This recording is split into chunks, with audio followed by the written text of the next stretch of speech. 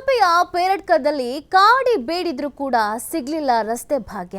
1 kilometre ಮಣ್ಣಿನ ರಸ್ತೆಯನ್ನ ಏಕಾಂಗಿಯಾಗಿ ನಿರ್ಮಿಸಿದ್ದಾರೆ ವ್ಯಕ್ತಿಯೋರ್ವರು. ಕೇಳಿ ಸಾಕಾಗೋಯ್ತು. ಅದಕ್ಕೆ ಅವರೇ ನಾನೇ ನಿರ್ಮಿಸ್ಬಿಡ್ತೀನಿ ರಸ್ತೆನ ಅಂತ ಕೈ ಹಾಕ್ಬಿಟ್ಟಿದ್ರು ಕೆಲಸಕ್ಕೆ. ಪೇರಡ್ಕದಲ್ಲಿ ಗೋವಿಂದ ಗೌಡ ಮೇಲೆ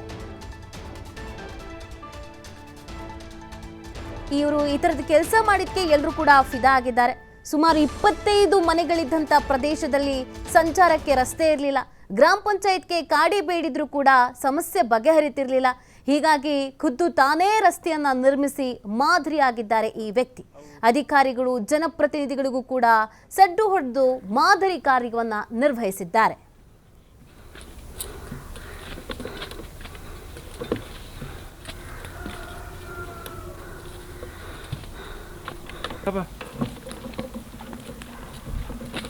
ಹೋಗ್ಬೇಡ ಮುಂದೆ ಹೋಗ್ಬೇಡ.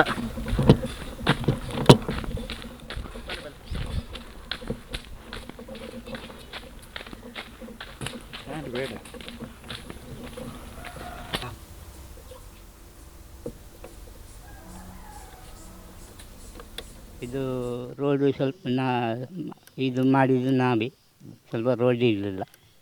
ಅದು ಎಸಿ ಮಾಡಿದ ಇಲ್ಲ, ಸ್ವಲ್ಪ ನಾನೇ ಖಾಲಿ ಮಾಡೋದು. ಇಲ್ಲಿ ರೋಡೆಲ್ಲ ರಿಪೇರಿ ಮಾಡಿ ಮಳೆಗಾಲದಲ್ಲಿ ಎಲ್ಲ ರಿಪೇರಿ ಮಾಡೋದಲ್ಲಿ ಗಾಡಿಯವರಿಗೆ ಹೋಗ್ಲಿಕ್ಕೆ ಆಗೋದಿಲ್ಲ.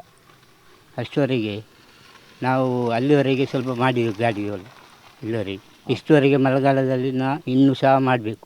ಅಂದರೆ ಪಂಚಾಯತ್ನವರಿಗೆ ಅವರು ಹೇಳಿದರೆ ನೀವು ರೋಡ್ ಮಾಡಿ ಅಂತ ಮಾಡಿ ಅಂದರೆ ಒಂದು 2 ವರ್ಷ ಅವರು ಎಲ್ಲ ಸ್ಕೀಮ್ ಎಲ್ಲ ಬರ್ತದೆ. ಅವರದ್ದು BJP ಬರ್ತದೆ, ಕಾಂಗ್ರೆಸ್ ಬರ್ತದೆ, ಅವರದ್ದು ಹೇಳಿದ್ರೆ ಮಾಡ್ತಾರೆ. ಎಂತ ಮಾಡೋದಿಲ್ಲ. ಮತ್ತು ನೀವೇ ಆಹಾರ ಮತ್ತು ಇದು ತಗೊಂಡು ಅದು ಬೇಡ ಅಂತ ಬರೋದು, ಬೇಡ ನಮಗೆ ವಿಶ್ವಾಸನೆ ಬೇಡ ಅಂತ. ಈಗ ದಿನನಿತ್ಯ ಎಷ್ಟು ಅಂದರೆ ದಿನಾಲು 1 ಗಂಟೆ 2 ಗಂಟೆ ರೋಡ್ ಮಾಡ್ತೇನೆ. ಅದನ್ನೆಲ್ಲ ನಿನ್ನೆ ಅಲ್ಲಿ ಸ್ವಲ್ಪ ಮಾಡಿದ್ದೀನಿ ಕೆಳಗೆ. ಇದನ್ನು ನಮಗೆ ಕೂಲಿ ಕೆಲಸ ಹೋಗ್ಬೇಕಲ್ಲ, ಹೊಟ್ಟೆ ಬಾಟೆ ಅದು ಹಾಕಬೇಕಲ್ಲ.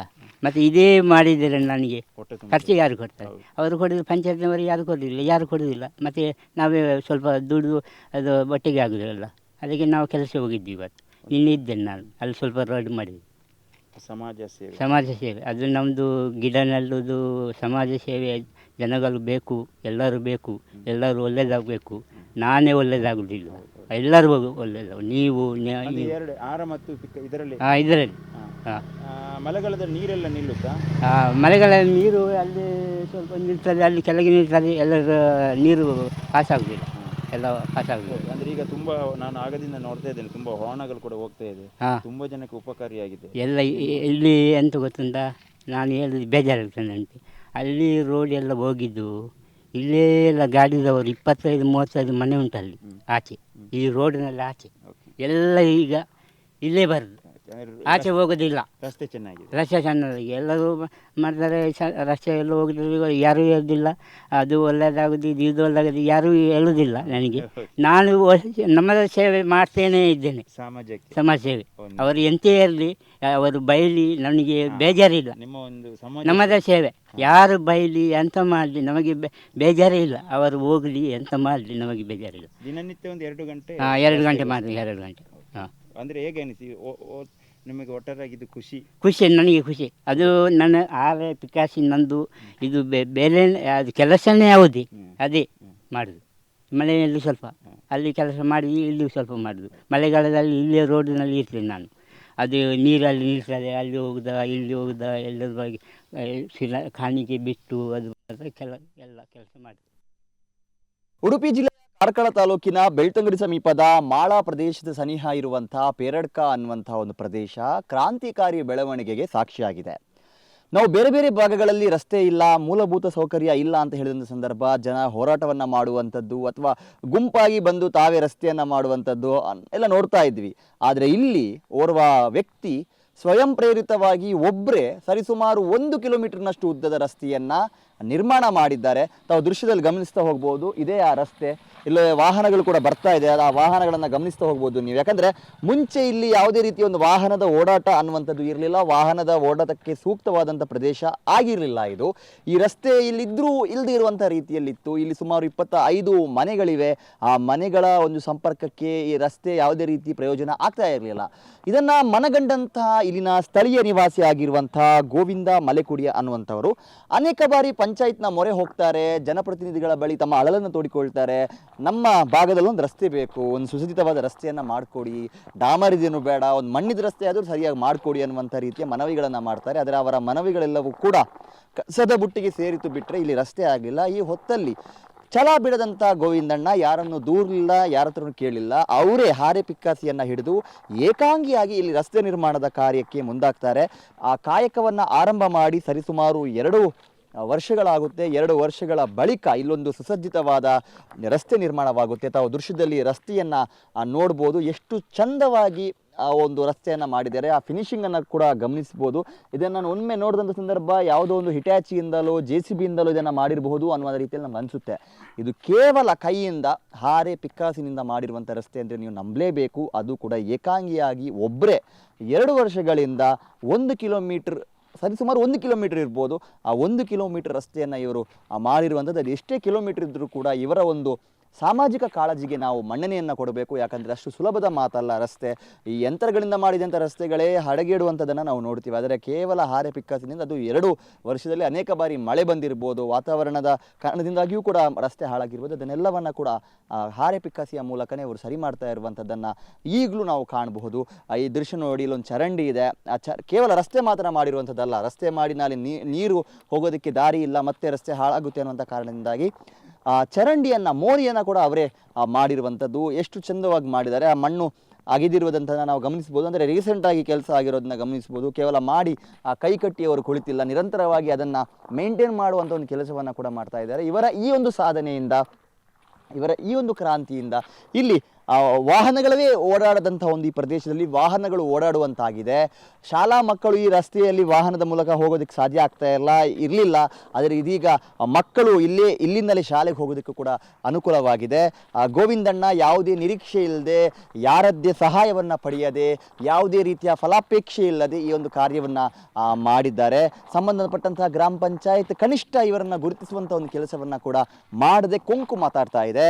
ಕಾರ್ಕಳ ಶಾಸಕ ವಿ ಸುನಿಲ್ ಕುಮಾರ್ ರವರು ಈ ಒಂದು ಬೆಳವಣಿಗೆ ಏನಿದೆ ಇದಕ್ಕೆ ಒಂದು ಸ್ಪಂದಿಸುವಂಥ ಕೆಲಸವನ್ನು ಮಾಡಬೇಕು. ಅದೆಷ್ಟೋ ಬಾರಿ ಇಲ್ಲಿಗೆ ಅವರು ಬಂದಿರಬಹುದು ಮತವನ್ನು ಕೇಳೋದಕ್ಕೆ, ಆದರೆ ಇವರ ಅಳಲನ್ನು ಕೇಳೋದಕ್ಕೆ ಅವರಿಗೆ ಸಮಯವಿರಲಿಲ್ವೇನೋ. ಆದರೆ ಇಂಥ ಒಂದು ಕ್ರಾಂತಿಕಾರಿ ಬೆಳವಣಿಗೆ ಆಗಿರುವಂಥ ಈ ಒಂದು ಸಮಯದಲ್ಲಾದರೂ ಅವರಿಗೆ ಬರಬೇಕು, ಇವರನ್ನ ಗುರುತಿಸಬೇಕು, ಮುಂದಕ್ಕೆ ಇವರ ಬೇಡಿಕೆಗಳು ಏನಿದೆ ಅದನ್ನು ಈಡೇರಿಸುವಂಥ ಕೆಲಸವನ್ನು ಮಾಡಬೇಕು ಅನ್ನುವಂಥದ್ದು ಒಂದಿಷ್ಟು ಪ್ರಗತಿಪರರ ಒಂದು ಮಾತಾಗಿದೆ. ಯಾರದ್ದೇ ಬೆಂಬಲವನ್ನು ಪಡೆಯಲಿಲ್ಲ. ಗ್ರಾಮ ಪಂಚಾಯತ್ ಏನಿದೆ ಅದು ಕೂಡ ಇದಕ್ಕೆ ಬೆಂಬಲವನ್ನು ನೀಡುವಂಥ ಕೆಲಸಕ್ಕೆ ಮುಂದಾಗಲಿಲ್ಲ. ಆದರೆ ಅದನ್ನೆಲ್ಲವನ್ನ ಮೆಟ್ಟಿ ನಿಂತು ಗೋವಿಂದ ಮಲೆಕುಡಿಯ ಈ ಒಂದು ಕೆಲಸವನ್ನು ಮಾಡಿದ್ದಾರೆ. ಇವರ ಈ ಒಂದು ಕಾರ್ಯಕ್ಕೆ ವ್ಯಾಪಕವಾದ ಶ್ಲಾಘನೆ ವ್ಯಕ್ತವಾಗ್ತಾ ಇದೆ. ಪ್ರಸ್ತುತ ವಿದ್ಯಮಾನದಲ್ಲಿ ಇಂತಹ ಒಂದು ಕ್ರಾಂತಿಕಾರಿ ಬೆಳವಣಿಗೆ ಎಲ್ಲರಿಗೂ ಕೂಡ ಒಂದು ಮಾದರಿಯಾಗಿರುವಂತಹ ವಿಚಾರ ಅನ್ನೋದು ಕೂಡ ಬಹಳ ಸ್ಪಷ್ಟವಾಗಿದೆ. ಇವರ ಈ ಕಾಯಕ ಇನ್ನೆಷ್ಟು ಜನಕ್ಕೆ ಪ್ರೇರಣೆ ಆಗುತ್ತೆ ಅನ್ನುವಂಥದ್ದೇ ಇಲ್ಲಿನ ಸ್ಥಳೀಯರ ಒಂದು ಮಾತು. ಕ್ಯಾಮರಾ ಪರ್ಸನ್ ವೀರೇಶ್ ಕಡ್ಲಿಕೊಪ್ಪ ಜೊತೆ ಆದಿತ್ಯ TV5 ಮಂಗಳೂರು. ನೋಡ್ತಾ ಇರೋದು ಒಂದು ಮಣ್ಣಿನ ರೋಡು. ಇದನ್ನು ಇಲ್ಲಿ ಒಂದು ಮಲೆಕುಡಿಯ ಜನಾಂಗದ ಗೋವಿಂದ ಗೌಡ ಅಂತ ಹೇಳೋರು ಇದನ್ನು ಮಾಡಿರೋದು.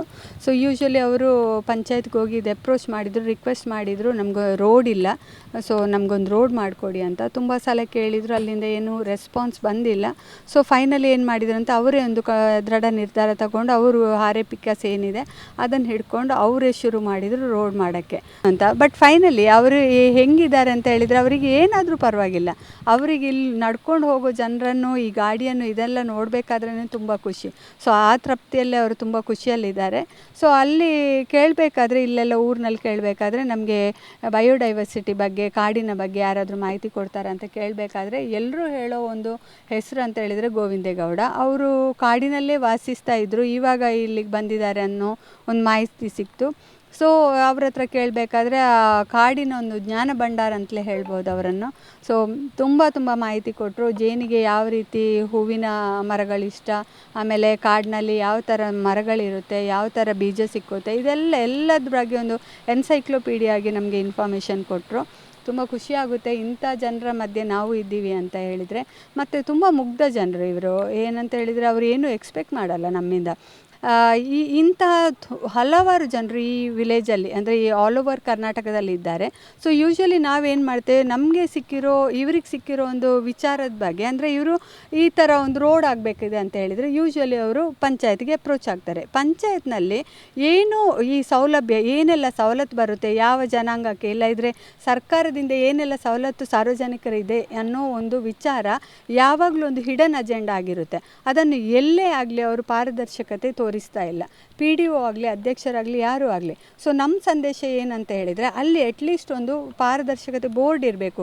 ಈ ವರ್ಷದಲ್ಲಿ ಏನೆಲ್ಲ ಸೌಲಭ್ಯಗಳು ಬಂದಿದೆ, ಇದನ್ನು ಯಾವ ರೀತಿಯಿಂದ ನೀವು ಪಡ್ಕೊಳ್ಬೋದು ಅನ್ನೋ ಒಂದು ಸಿಂಪಲ್ ಮಾಹಿತಿ ನಮ್ಗೆ ಕೊಟ್ಟರೆ, ಅಟ್ಲೀಸ್ಟ್ ಇಲ್ಲಿ ಇರೋ ಸ್ವಲ್ಪ ಎಜುಕೇಟೆಡ್ ಜನರಾದರೂ ಇಂಥವರಿಗೆ ಹೋಗಿ ಅಪ್ರೋಚ್ ಆಗಿ ಈ ಥರ ಬಂದಿದೆ, ಈ ಥರ ನೀವು ಅರ್ಜಿ ಹಾಕ್ಕೊಳ್ಳಿ, ಈ ಥರ ಒಂದು ಕಾಪಿ ನೀವು ಇಟ್ಕೊಳ್ಳಿ. ಯೂಶ್ವಲಿ ಏನಾಗುತ್ತೆ, ಇವರು ಅರ್ಜಿ ಡೈರೆಕ್ಟ್ ಕೊಟ್ಬಿಡ್ತಾರೆ. ಆವಾಗ ಅಲ್ಲಿ ಪ್ರೂಫೇ ಇಲ್ಲ, ಪಾಪ ಇವರಿಗೆ ಮತ್ತೆ ಹೋರಾಡ್ಲಿಕ್ಕೆ ಪ್ರೂಫೇ ಇಲ್ಲ. ಸೊ ಅದರದ್ದು ಇನ್ನೊಂದು ಡುಪ್ಲಿಕೇಟ್ ಕಾಪಿ ಬೇಕು, ಅದನ್ನು ನೀವು ಹೋಗಿ 1 ತಿಂಗಳಾದಮೇಲೆ ಕೇಳಬೇಕು. ಇದರ ಬಗ್ಗೆ ಎಲ್ಲ ಒಂದು ಮಾಹಿತಿ ಅಂತೂ ಖಂಡಿತ ಇಲ್ಲ. ಯೂಶ್ವಲಿ ಏನಾಗುತ್ತೆ ಅಂತ ಹೇಳಿದರೆ, ಪಂಚಾಯತಿಗೆ ಹೋದರೆ ಇವರು ಕಡೆಗಣಿಸ್ತಾರೆ ಇವರನ್ನು. ಯಾಕೆಂತ ಹೇಳಿದರೆ ಇವರೇನೋ ಒಂದು ಒಳ್ಳೆ ಅಂಗಿನ ಇದನ್ನು ಹಾಕ್ಕೊಂಡು ಹೋಗಲ್ಲ. ಪಾಪ ಕಷ್ಟದಲ್ಲಿ ಹೋಗಿ ಅಲ್ಲಿ ಅಪ್ರೋಚ್ ಆಗಬೇಕಾದ್ರೆ ಒಂದೇ ಅಧ್ಯಕ್ಷರು ಇರಲ್ಲ, PDO ಇರಲ್ಲ, ಇದೆಲ್ಲ ಇರುತ್ತೆ. ಒಂದು ನಾರ್ಮಲ್ ಒಂದು ಫೋನು ಇರಲ್ಲ ಪಂಚಾಯತಲ್ಲಿ ಅವರನ್ನು ಅಪ್ರೋಚ್ ಆಗಲಿಕ್ಕೆ. ಸೊ ಇವರು ದಿನ ಕೂಲಿ ಬಿಟ್ಟು ಅಲ್ಲಿಗೆ ಹೋಗಬೇಕಾದ್ರೆ ಇಲ್ಲ ಯಾರು. ಸೊ 10 ಸಲ ಹೋಗ್ತಾರೆ, ಆಮೇಲೆ ಬಿಟ್ಬಿಡ್ತಾರೆ. ಹೋಗಿ ಅಲ್ಲಿದ್ದರೂ ಇವರ ಏನು ಇದಿರುತ್ತೆ ಆ ಮಾಹಿತಿಯನ್ನು ಅಲ್ಲೇ ಕಡೆಗಣಿಸ್ತಾರೆ. ಸೊ ಇವರಿಗೆ ಹೋಪೇ ಇಲ್ಲ. ಇಲ್ಲೊಂದು